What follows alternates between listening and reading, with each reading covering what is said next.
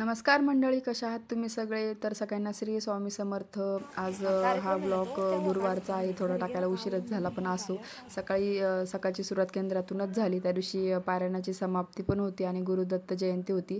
सकाळी पटकन आवरून पारायणाला गेले. खूप छान पारायण झालं त्या दिवशी.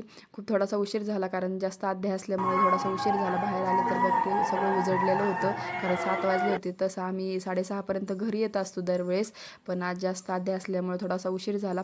घरी आले, पटकन घरातले कामं करून घेतले, कारण दत्त जयंती पण होती आणि मार्गशीर्षमधला गुरुवार देखील होता, म्हणून म्हटलं रांगोळी काढून घ्यावी. खूप छान छोटीशी रांगोळी काढली आणि बाहेर बघते तर खूप छान सूर्यप्रकाश झाला होता. लगेच तुळशीला पाणी घातलं. घरातले कामं आवरायची होते परत वापस केंद्रात जाण्यासाठी, आणि पूजा पण करायची होती गुरुवारची, म्हणून लगेच देवपूजा करून घेतली. म्हटलं लगेच गुरुवारची पण पूजा मांडून घ्यावी, परत यायला किती उशीर होईल हे माहीत नव्हतं केंद्रातून, त्याच्यामुळे लगेच गुरुवारची पण पूजा मांडून घेतली. मार्गशीर्ष महिन्यातला हा दुसराच गुरुवार होता आणि ती पण पूजा मांडली. घरातलं वातावरण, घरातली देवपूजा किंवा असं काही पूजा वगैरे मांडले की घरातलं वातावरण किती छान मंगलमय होतं.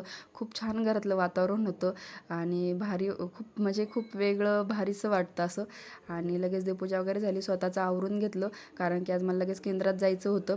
लगेच केंद्र एक 5 मिनिटाच्या अंतरावरच आहे, जास्त केंद्र काही लांब नाही आहे. केंद्रात गेले तर केंद्रात पण थोडीशी लगबग चालू होती. दत्त जयंती असल्यामुळे थोडं डेकोरेशन वगैरेचं काम चालू होतं. बाहेर खूप सुंदर रांगोळी काढली होती. रांगोळी बघितली आणि आतमध्ये गेले.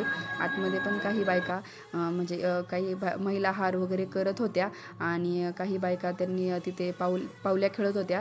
तिथं देवी विधी अलंकार का झाला होता तिथे, म्हणून ते थोडेसे देवीचे गाणे वगैरे लावले होते आणि त्यांनी थोडंसं पावल्या वगैरे खेळल्या आणि थोडा वेळ बसलो. तर लगेच दत्त पालखीचं प्रस्थान झालं.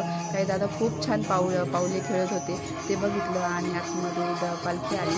लगेच आरतीची वेळ झाली, म्हणजे दत्त जन्मोत्सवाची पण वेळ झाली. आम्हाला 4था अध्याय वाचण्यासाठी, पारायणला बसवताना 4था अध्याय वाचण्यासाठी बोलवलं होतं.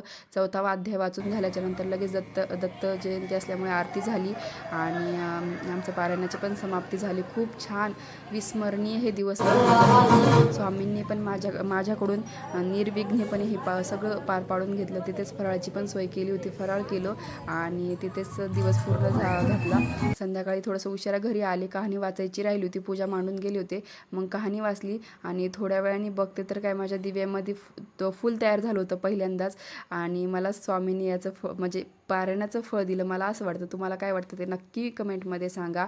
आणि सगळ्यांना श्री स्वामी समर्थ. खूप छान हे 7 दिवस माझ्यासाठी गेलेत. मी म्हणजे विसरू शकत नाही हे दिवस. असंच पुन्हा नवीन ब्लॉगमध्ये भेटूया. बाय.